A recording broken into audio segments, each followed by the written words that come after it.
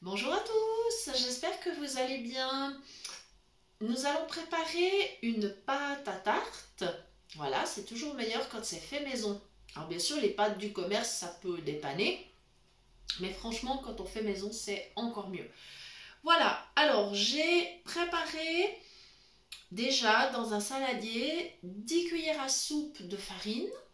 Ensuite, j'ai ajouté environ 100 g de beurre et du sel. Le sel, on va dire une demi-cuillère à café. C'est largement suffisant, il n'en faut pas trop. Voilà. Donc maintenant, ce que j'ai fait, c'est que mon morceau de beurre, je l'ai coupé en petits flocons. Je l'ai disposé sur la farine. Et la première opération maintenant, c'est le sablage. Alors, le sablage, ça veut dire, on mélange la farine et le beurre, mais sans pétrir.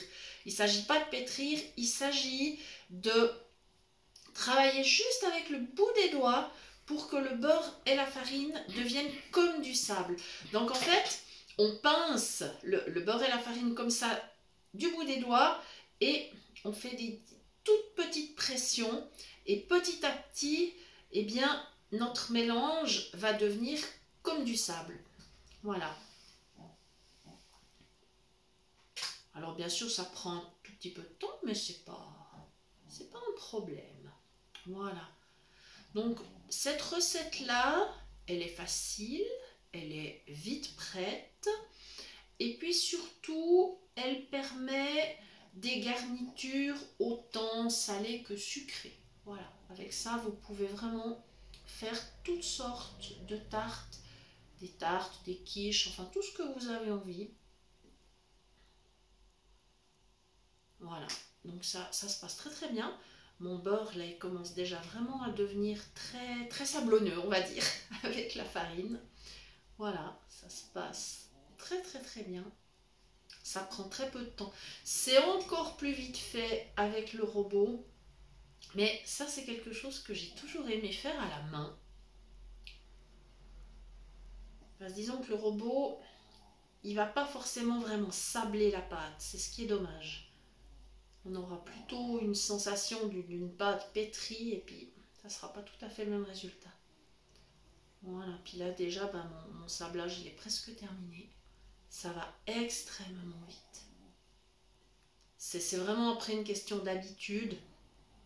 Les premières fois, on met plus de temps forcément. Ce qu'il faut vraiment faire très très très attention, c'est toujours avoir assez de farine autour des morceaux de beurre. Comme ça, vous n'avez pas les doigts qui collent. Voilà. Parce que si vous appuyez trop, si vous commencez vraiment à pétrir, vous aurez du beurre plein les mains. Et évidemment, ce n'est pas le résultat recherché. Voilà, c'est déjà presque bon. Je sais pas, ça a dû prendre 2-3 minutes, le temps que je bavarde avec vous. Voilà. Ah ouais, c'est bien, c'est bien. Maintenant, j'ai du sable. Voilà. Les morceaux de beurre, on ne les sent plus. Ils se sont parfaitement mélangés avec la farine. Voilà. Comme ceci. Voilà. Et j'ai préparé d'avance de l'eau. Alors, pas trop chaude l'eau, plutôt un petit peu froide, parce que si on arrive avec de l'eau chaude sur cette préparation, le beurre va fondre et on aura une pâte qui sera vraiment collante. Donc évidemment, ce n'est pas le but recherché. Alors forcément, on va mettre une eau pas trop chaude. Voilà, je vais faire un puits, d'accord, je vais pousser un petit peu la farine et le beurre dans les bords. Je vais faire un puits.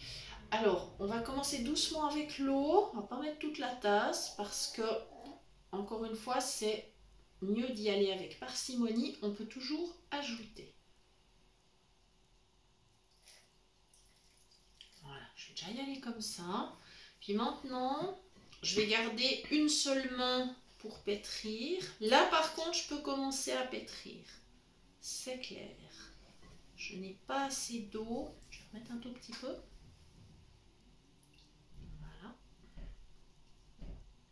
Voilà, donc avec une main, je tiens le saladier et avec l'autre, je pétris ma pâte. Ça veut dire que cette fois, je la rassemble pour essayer de faire une boule. Voilà, tout simplement. C'est aussi quelque chose qui se fait très rapidement.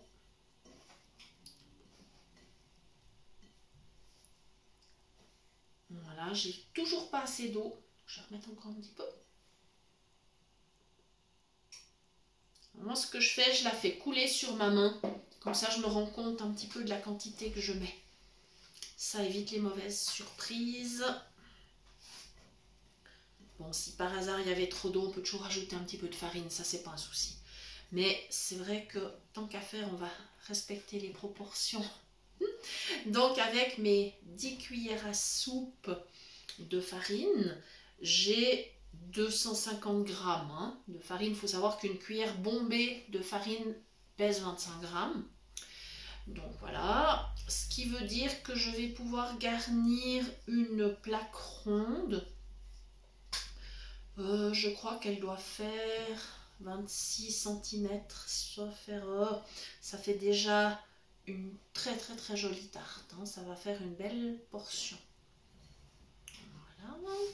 Voilà, je commence à sentir dans mes mains que j'ai une boule qui se forme bien.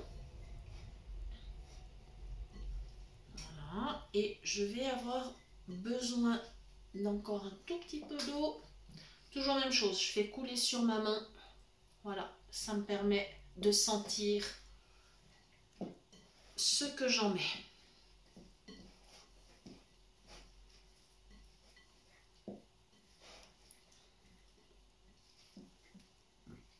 Voilà, et j'arrive là, effectivement, ça commence à être une jolie boule de pâte.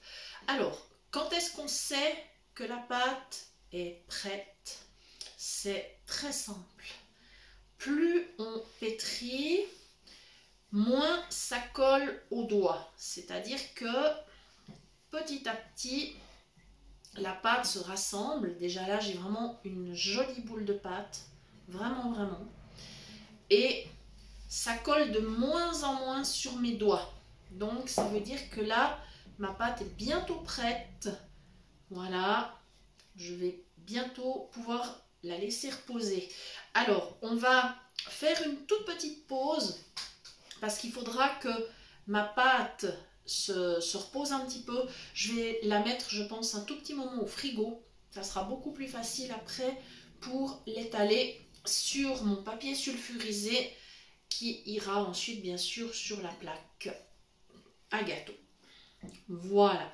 Donc, on se retrouve dans un tout petit instant.